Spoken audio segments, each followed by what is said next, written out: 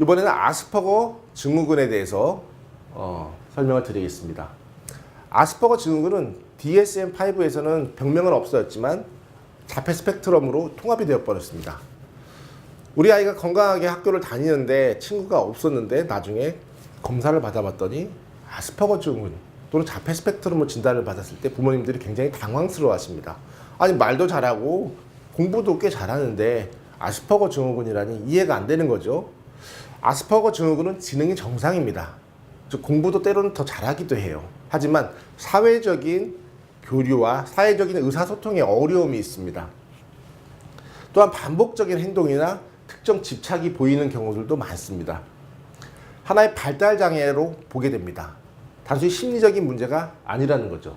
그래서 여러 가지 상호적인 이 상호작용, 눈맞춤, 상호 교류, 공감 이런 것들에 있어서 큰 어려움이 있다 보니까 혼자 공부를 하는 데는 문제가 없죠. 다만 교우 관계가 많아질수록 문제가 생깁니다. 엉뚱해지고 자기 중심적이어지고 전혀 교류가 되지 않습니다. 그로 인해서 사춘기 때 크게 문제가 생기는 경우들도 생깁니다. 심한 아스퍼거 증후군 아이들은 초등학교 저학년 또는 유치원 때부터 문제가 있지만 경한 아이들은 중고등학교 때 문제가 펑 터지는 경우들이 있습니다. 이 아이들은 상대적으로 동작성 지능이 떨어지는 경우들이 많고요. 표정이 적거나 상호작용에 어려움이 있고 최근에 MRI 연구에서 정상인보다 손해의 경로에서 이 전두엽으로 가는 그 회로에 필요로 한 어떤 그런 기능에 이상이 있다라고 현재 밝혀지고 있습니다. 현재 아스퍼거 증후군은 표준화된 치료법이 없습니다. 그러다 보니까 신경정신과에서 진료를 받아서 아스퍼거 증후군이라고 진단을 받았지만 약물이 없습니다. 다만 우울하면 우울증의 약, 집중이 안 되면 집중력에 대한 약, 보조적인 약은 쓰겠지만 아스퍼거 증후군에 약이 없습니다. 이거는 대한민국뿐만 아니라 전 세계적인 문제죠. 즉 아스퍼거 증후군이 김일병 사건 같이 큰 사건마다 항상 나옵니다. 무슨 살인 사건이 생겼을 때 아스퍼거 증후군이 항상 얘기가 나오는데 그런 사회적인 문제가 유발될 수 있는 아스퍼거 증후군인데도 불구하고 약물이 개발되어 있지가 않습니다. 현재 하고 있는 치료로는 심리상담, 부모교육, 사회성 프로그램입니다. 즉 심리적으로나 사회적으로 적응 재활시켜주는 프로그램만 있을 뿐 약에 대한 개발이 되어 있지 않고 원인에 대한 분명한 해답을 찾지 못했습니다. 다만 아스퍼거 증후군 중에서도 대중에 건강하게 사회적으로 독립하기도 하고 생산적인 일을 할 수도 있습니다. 다만 이렇게 하기 위해서는 이 아이들이 초등학교 때부터 중고등학교 사춘기에 이르는 그 과정에서 건강하게 사회성에 발달할 수 있도록 가정과 치료기관에서 최대한 협조를 해서 도움을 주어야만 합니다. 한의학에서 보는 아스퍼거 증후군은 한의학에서 역시 아스퍼거 증후군이라고 동의보감에 나올 수가 없죠. 아스퍼거 증후군이라는 진단명이 나온 그 시기가 동의보감이 나온 시기보다 훨씬 후에 나왔기 때문에 그 진단명이 없습니다. 양방의학서적에서도 아스퍼거 증후군이라는 진단명이 동의보감 시기에는 없었겠죠, 당연히. 최근에 나온 병명이기 때문입니다. 한의학적으로 아스퍼거 증후군과 관련된 증상들을 모으고 수집했을 때 가장 원인에 가까운 것이 심장과 담력이 허하여 잘 놀랜다. 심담허겁이라고 합니다. 또한 심장의 양기가 부족해서 사회적 관심을 낼 수가 없는 심양기허증으로 봅니다. 또는 간에 울체가 되어 있기 때문에 잘 울체되어 있고 꿍하고 막혀있고 소심하다라고 보고 비기허, 에너지가 부족하고 음식물에 대한 섭취력이 떨어지면서 역시 사회적으로 관심을 가질 에너지가 없는 이러한 심장, 간, 비장의 원인으로 분류를 해서 두뇌 기능 검사를 하고 뉴로피드백이나 손해를 개발시켜주는 IM 훈련을 진행하게 됩니다. 한 아이는 발달 지연으로 인해서 난독증과 아스퍼거 증후군이 있었습니다. 그래서 처음에 난독증을 치료하기 위해서 3개월간 두뇌 훈련을 했고 뉴로피드백과 IM 감각통합 훈련 그리고 청지각 훈련을 동시에 진행을 했습니다. 3개월 정도 치료 후에 학교 수업에 대한 이해력이 늘었고 6개월 후에 읽기 속도가 늘었고 9개월 후에 표현력이 충분히 증진이 되어서 학교 교우관계의 기본적인 의사소통화가 그리고 읽기 능력이 기본적으로 회복이 되어서 치료를 종결했습니다. 다만 치료를 종결할 당시에 교우관계가 완전히 회복이 되지 않아서 많은 아쉬움이 있었습니다. 그래서 좀 더 치료를 했으면 했지만 집이 먼 이유로 1년 정도 치료를 쉬고 가까운 센터에서 역시 훈련을 받았습니다. 1년 후에 이 아이의 어머니께서 아이를 데리고 저희 한의원 다시 오셨습니다. 왔을 때 아이가 그 1년 전에 좋아졌는데 그 뒤로 아이가 사회적인 발전이 없었다는 겁니다. 즉 이 아이가 사회적인 어려움이 아스퍼거 증후군이 있었기 때문에 그 증상은 남아있는 상태였던 거죠. 그래서 그 뒤로 1년간은 육미지황탕이라고 하는 뇌의 영양을 높여주는 약과 총명탕을 같이 합방 강화하여서 두뇌 훈련, 뉴로 피드백하고 감각통합 훈련을 같이 병합을 했습니다. 그래서 뇌 기능의 사회적인 부분을 최대한 발달시켰습니다.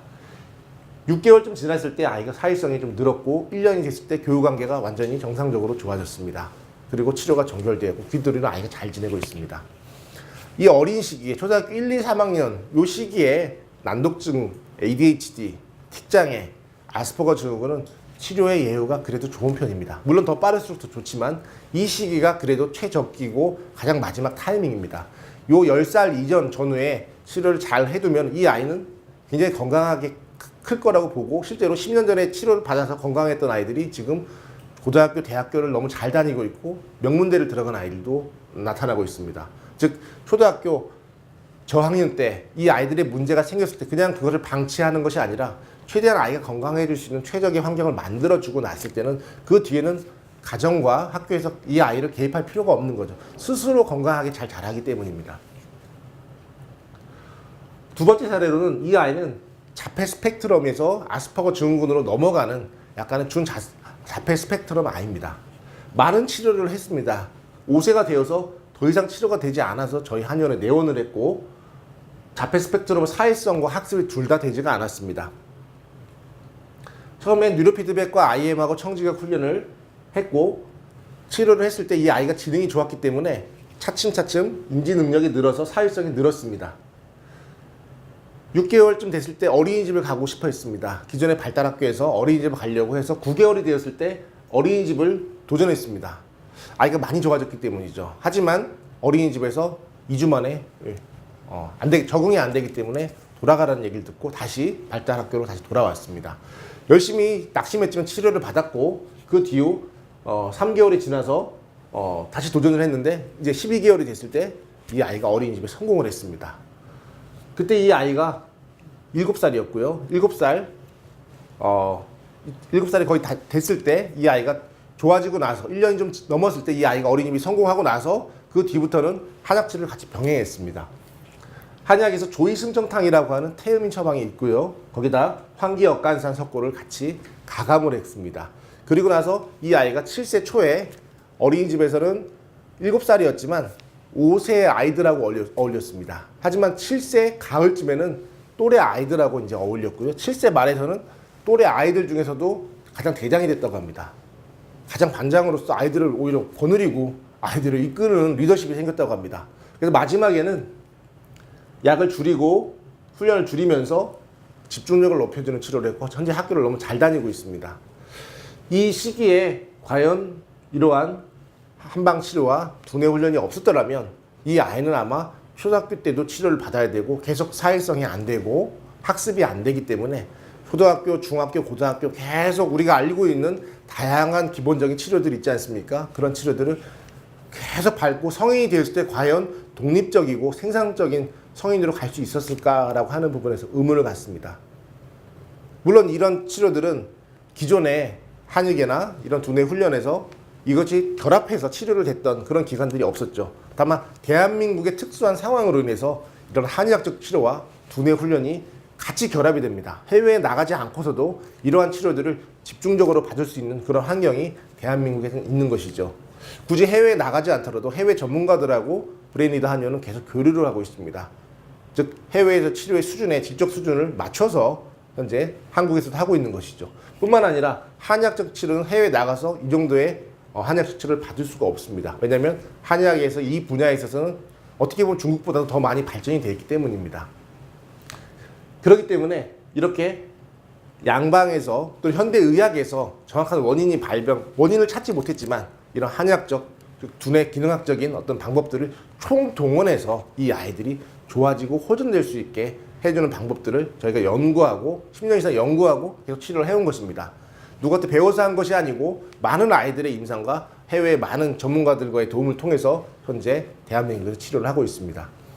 이러한 틱 장애로 인해서 유발될 수 있는 이런 학습 장애, ADHD, 그리고 강박증, 아스퍼거 증후군 이런 다양한 동반 장애들까지도 현재는 같이 치료를 해야 됩니다.